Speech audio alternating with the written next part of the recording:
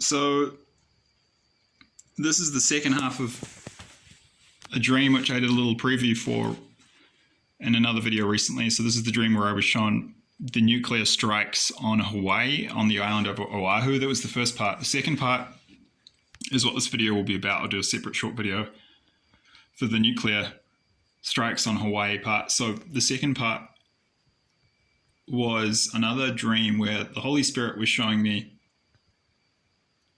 an aspect of this war which will be experienced in two different countries in the same geographic region of the world. So in this case, it's New Zealand and the United States, but in the state of Hawaii specifically. So New Zealand and Hawaii are both part of Polynesia.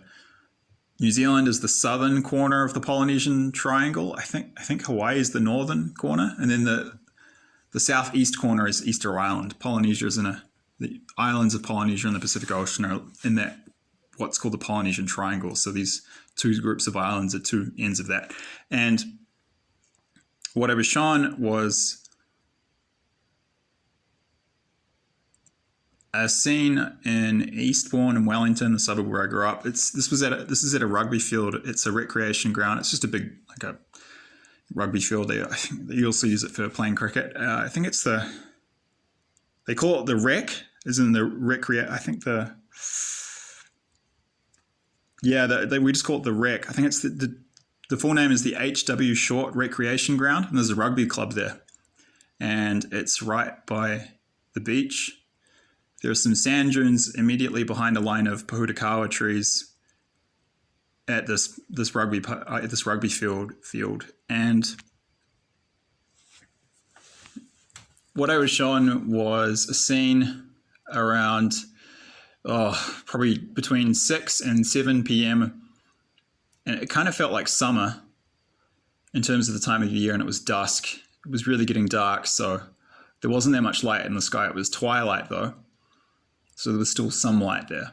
And I was running across this rugby field towards the beach. There is a gap in these pohutukawa trees, and then there are some stairs that lead down to the sand dunes in the beach below, immediately to the west. And I was running, and there was a New Zealand man running ahead of me. And it was pretty quick, but I was shown, I think this is more or less, I'm not sure if it's I don't think it's exact, but I was shown two kinds of secret advanced Russian weapons that they will apparently be using in this war.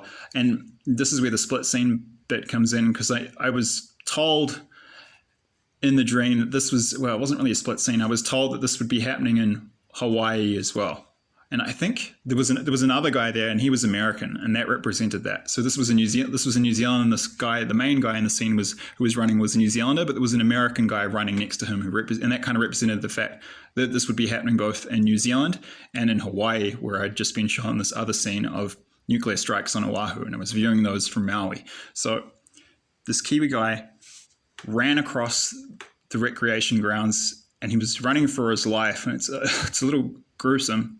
As I said, it's not that pleasant to be having these dreams, but it is what it is. So this drone came down out of the sky, and it followed him, and it came up behind him, and it cut his head off, and which is pretty gruesome. He just got up to this gap, and he was about to run down those stairs, and it caught up to him. And let me snap my fingers properly. There, snap. Okay, my fingers are a bit sweaty. Wasn't very effective, but snap. They just. Yeah, it's horrible. And it killed him, it decapitated him. And it did this using the propeller blades like swords. That's what I was shown in the dream. And then I looked up, and there was this huge drone above us. And it was a kind of a troop transport. And it was 30 to 50 meters above us, so 90 to 150 feet. And there were about 10 Russian soldiers on it, and they were firing down at us with assault rifles. And there were big, heavy machine guns on either end of this drone. And I did a little drawing, so I'll show you now. I'll just turn the lights on, pause it for a second. Yeah, so this is it, and I did a little key so you can identify the various parts. The big troop transport drone was, 15 to 20 meters long. It's 45 to 60 feet. The little AP anti-personnel drone was about half a meter, so 1.5 feet high. You can pause it at this point if you want to have a look at this diagram, and I'll zoom in. It's self-explanatory. That's the purpose of the key, so I'll just pause for a bit.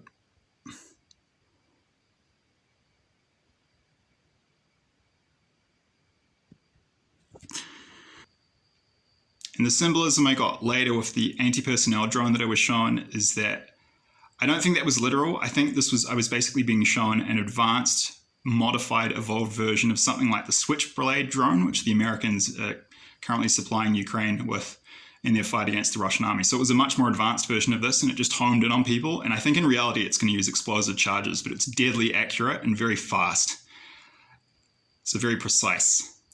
And this huge Russian troop transport drone was kind of terrifying and very advanced. We haven't seen anything like that. I imagine this is just one of many weapons they have in secret, which they haven't told the public about. The construction seemed quite simple, so I kind of had the feeling like it was 3D printed, or like it could easily be mass produced. And if it was electric, it would be cheaper to run than with fuel. So I got the sense that these weapons were constructed en masse. This weapon in this vehicle. Yeah, and as I said, as it was shown, it will be used in not only in the invasion of New Zealand, but also in the invasion of Hawaii. And sadly, I think it's going to be used against civilians as well as the troops of our respective nations. So that's what it was shown.